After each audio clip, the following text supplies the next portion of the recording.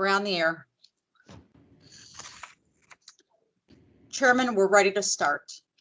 Okay, thank you, Ms. Cease. Good morning, all. Happy Easter. Today is Tuesday, April 6th, 2021, and we're conducting the business of the Board of Police and Fire Commissioners.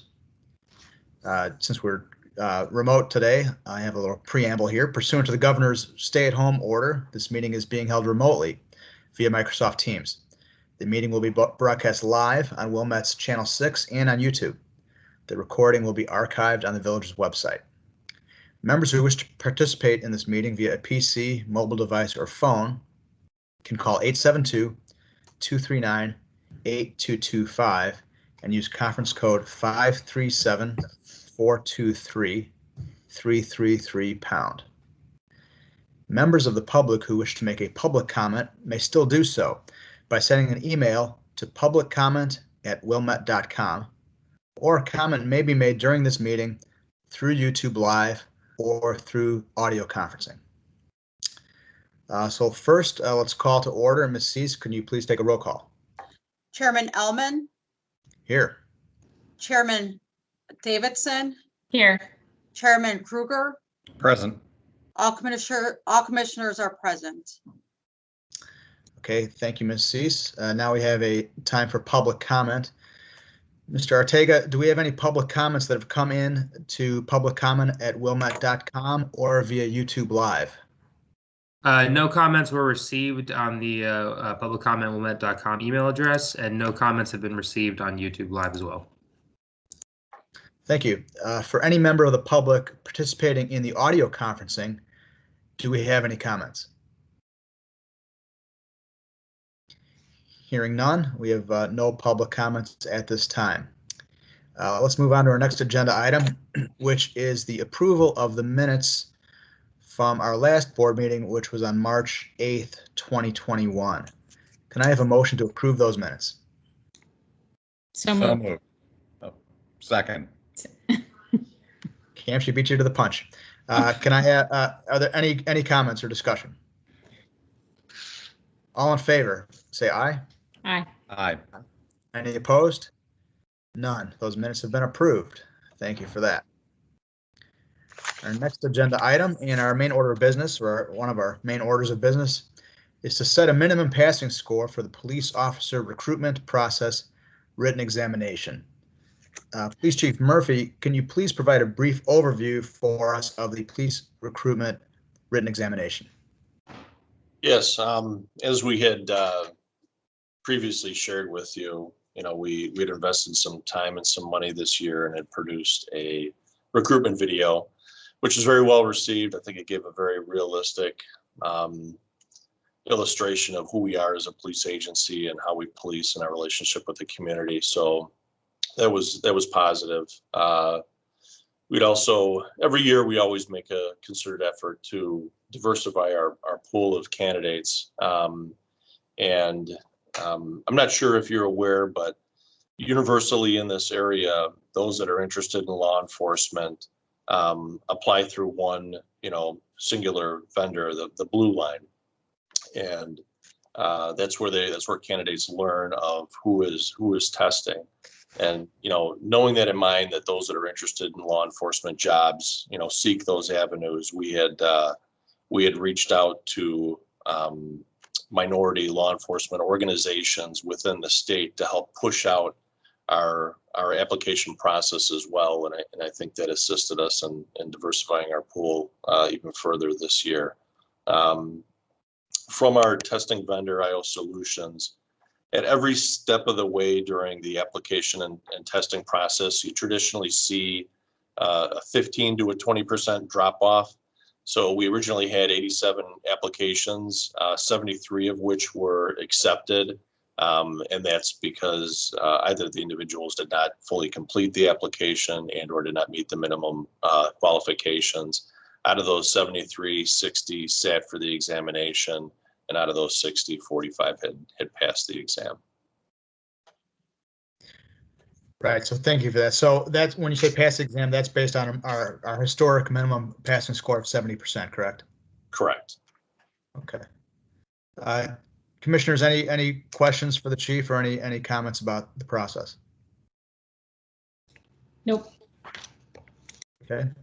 Well, as I mentioned, historically, we as the board have set the minimum score at 70% for passing. And after reviewing the memorandum for this meeting and the brief overview that Police Chief Murphy just gave us, I would support maintaining the minimum score of 70% for the written exam. So I'd like to have a motion to set the minimum score, passing score on the police recruitment exam at 70% this year. Can I have that motion? So moved. Second. Any further discussion? All in favor? Aye. Aye. Any opposed? Okay, that motion has been approved. So the motion setting the minimum passing score of 70% for the police recruitment written exam has been approved. So thank you for that. Our next order of business, very closely related, of course, is to establish the eligibility roster for the position of police officer. And Police Chief Murphy, as I understand, our next step is to set that roster, which is basically looking at the passing score of 70%, looking at the number of persons who took the exam, and essentially doing the math. And as I understand it, Police Chief Murphy or Ms. Cease, that there are 45 candidates out of the 60 who sat who obtained a passing score of 70% on the written exam. That's correct. There were out of 60, 45 obtained a passing score of at least 70%. Okay, so for this board, what I'd like is a motion to establish the eligibility roster, which consists of the 45 candidates of the 60 who obtained a score of at least 70% on the written exam. Can I have a motion to that effect? So moved. Second. And let me amend this. Maybe we need to revote. What I'd also like as part of that motion, the register normally remains in force for 6 months, but we can grant an extension of up to 24 months. So as part of that motion, can I also ask that the register be kept open for up to 24 months? So moved. Second. Okay, any discussion? All in favor? Aye. Aye. Opposed? None. Okay, so that motion has been approved. One further motion in this regard, or one further item for discussion. So as Chief Murphy mentioned, there was an effort to increase the diversity of those who sat for the exam by publicizing it through different channels. Normally through our rules, we have the top 35 candidates sit for administrative interviews. But we have under our rules the right to, in our discretion, determine that candidates in excess of the top 35 be interviewed by the staff. And so in reviewing the results, I understand that if we expand the interviews from top 35 to all of the passing 45, that would increase the diversity of our pool by additional 3 candidates who identify as non-white and by 5 additional female candidates. So I would recommend that the staff interview all 45 candidates on the eligibility register in keeping with the village's diversity, equity, and inclusion efforts. Any discussion of that idea from the board? I would have maybe a question for Chief Murphy. What kind of impact does that have on our resources to increase the number of interviews from 35 to 45? Thanks for asking. Yeah, it is. It will be a little bit labor intensive to add those additional 10 slots, but I think it's well worth it. Okay.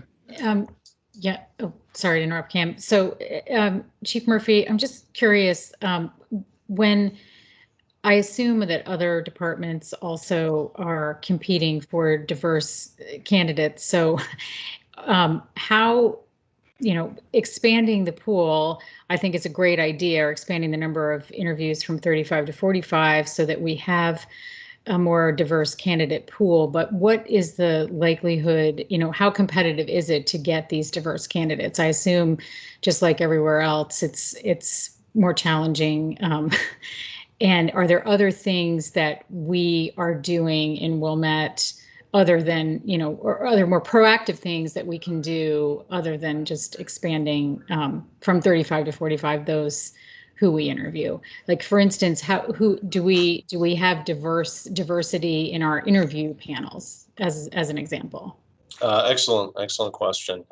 Yes, we do. We routinely not only rotate our administrative interview panel to give a different viewpoint, from within, but it also, adds to, career development for individuals who are on that panel. This year, our panel consists of Alex Cease as the liaison to the board, myself, Commander Michael Robinson, Sergeant Alejandro Mercado, Officer Valerie Davis, and our administration manager Emma Purley.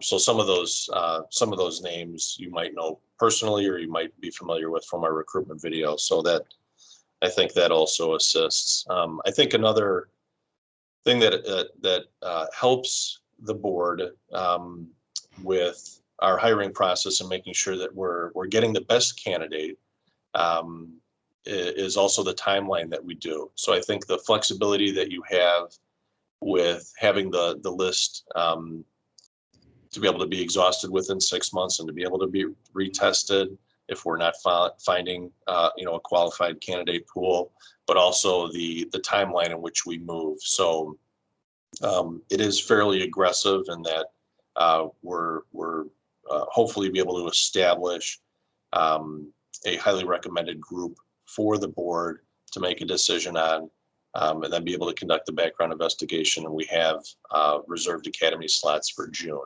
So I think the fact that we move at a fairly rapid pace also has helped us historically, get really good candidates. Great, thanks. Thanks, Chief. Good discussion. Other questions or comments from any of the commissioners? Todd, I think that's a good idea. Okay, good. Well, in that case, can I have a motion to direct village staff to offer and conduct an administrative interview to the 45 candidates on the eligibility roster? So moved. Second. Any discussion? All in favor? Aye. Aye.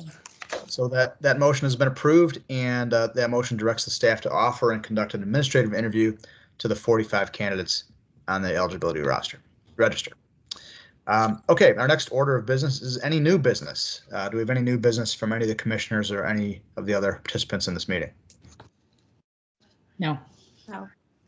Okay, I've got one, I don't know if it's business or not, but just a comment. We do have 16 police officers who are taking the police sergeant's exam next week on April 15th.